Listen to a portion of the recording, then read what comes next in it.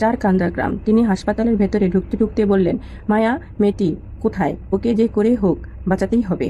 উপজেলা হাসপাতালের জরুরি বিভাগের সামনে তখন অস্থির অবস্থা।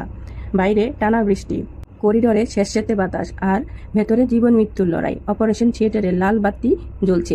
মালেক মাস্টার 2 হাত তুলে বারবার দোয়া করছেন। নুরুল ভ্যান ড্রাইভারও চুপচাপ বেঞ্চে বসে আছেন। তার জামাকাপড় কাদায় ভিজে একাকার, তবুও সে বাড়ি যায়নি। ঠিক তখনই হাসপাতালের প্রধান ফটকের সামনে থামা সাদা গাড়ির ভেতর থেকে নামা নারী কর্মকর্তা দ্রুত ভেতরে ঢুকলেন। তার নাম নাসরিন সুলতানা। তিনি জেলা সমাজসেবা কার্যালয়ের সিনিয়র কর্মকর্তা, পাশাপাশি নারী ও শিশু নির্যাতনের প্রতিরোধ কমিটির সদস্য।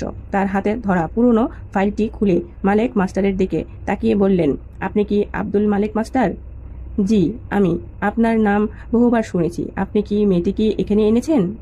মালেক মাস্টার মাথা নাড়লেন। তারপর শুরু থেকে শেষ পর্যন্ত সব ঘটনা খুলে বললেন। একটা কথাও লুকোলেন না। গ্রামের সালিশ, দড়ি বেঁধে বের করে দেওয়া, আরিফের হুঙ্কার, ঘরে অস্ত্র হাতে ঢুকে পড়া, সব খুলে নাসরিন সুলতানার মুখে কঠিন হয়ে গেল। তিনি ধীরে বললেন, যদি এগুলো সত্য হয় তাহলে এটা শুধু সামাজিক অন্যায় নয়, একাধিক গুরুতর অপরাধ।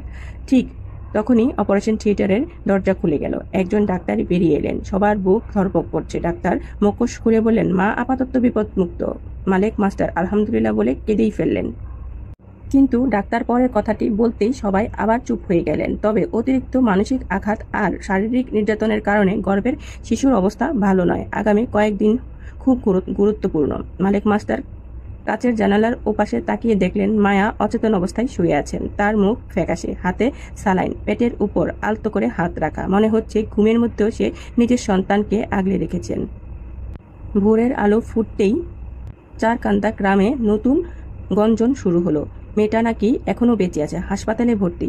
সরকারি লোকও এসেছে। খবরটা আগুনের মতো ছড়িয়ে পড়ল। শামসুল হক কপালে চিন্তার ভাঁজ পড়ে গেল। তিনি সঙ্গে সঙ্গে ছেলেকে ডাকলেন। আরিফ ঘরে ঢুকতেই তিনি দরজা বন্ধ করে দিলেন। তুই কি নিশ্চিত মেয়েটা কিছু বলেনি?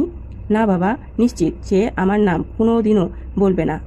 শামসুল হক টেবিলের জুড়ে হাত মারলেন। মানুষ মুখ বন্ধ রাখা যায় না। আজ না হলে কাল কেউ না কেউ সত্য বলবেই। কিছুক্ষণ নীরব থেকে তিনি বললেন, হাসপাতালে নজর রাখতে হবে। আরিফ ঠান্ডা গলায় উত্তর দিল, আমি ব্যবস্থা করছি। সেদিন দুপুরে হাসপাতালে মায়ার জ্ঞান ফিরল। চোখ খুলতে সে ভয় পেয়ে চারদিকে তাকাতে লাগলো। তার প্রথম কথাই ছিল, আমার বাচ্চা? ডাক্তার মৃদু হেসে বলল, এখনো আছে, তবে তোমাকে সাহস রাখতে হবে। মায়ার চোখ ভিজে গেল। তারপর সে মালেক মাস্টারের দিকে ফিসফিস করে বলল, আপনি কেন আমাকে বাঁচালেন? মালেক মাস্টার মেয়ের মাথায় হাত রেখে বলল, কারণ অন্যায় দেখে চুপ থাকা